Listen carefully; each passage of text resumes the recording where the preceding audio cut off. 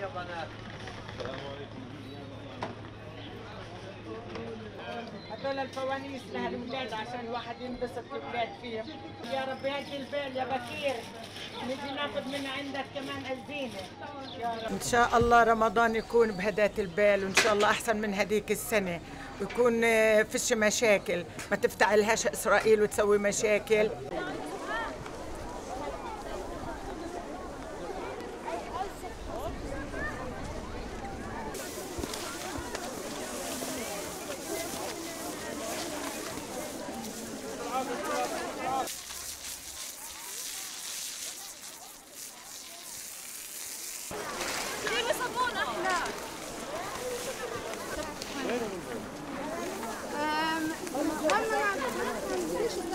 هي شرف إلنا إن نكون في المسجد الأقصى وننظف يعني.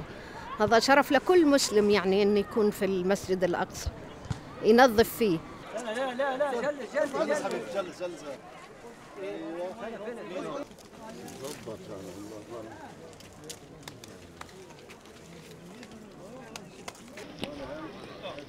جابت كده واحد على واحد يا معلم.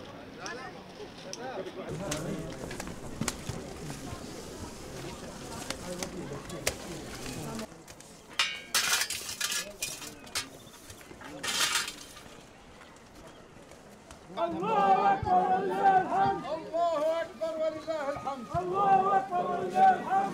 نيجي كل سنة فضل الله، فضل الشباب، همة الشباب الخيرين الطيبين، بنحضر المسجد لاستقبال شهر رمضان، استقبال ضيوفنا الحجاج الأقصى. كل سنة بننظف الساحات، بننظف المقابر، الطرق، السبل، المدارس، القباب، شو الله بعطينا بنحضر إن شاء الله عشان نستقبل شهر الفضيل.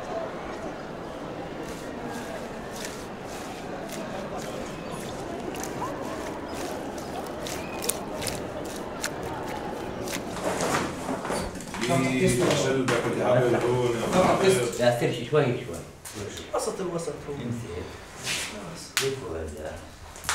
عم العبد الناس شوي شوي ربنا الوسط كيف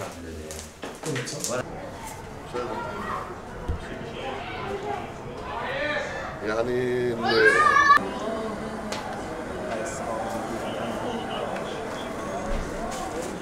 بنقوم بتزيين الأحياء في داخل البلد والمؤدي إلى المسجد الأقصى، وزي ما أنتم شايفين العام هذا يعني عام مختلف شوية، ولكن مش بالكم المطلوب، لأنه الظروف اللي احنا بنمر فيها الوضع السياسي هو صعب على مدينة القدس، والاحتكاك المستمر مع الاحتلال ومع المستوطنين دائما بيحاولوا إنه ينقصوا علينا. أيوة.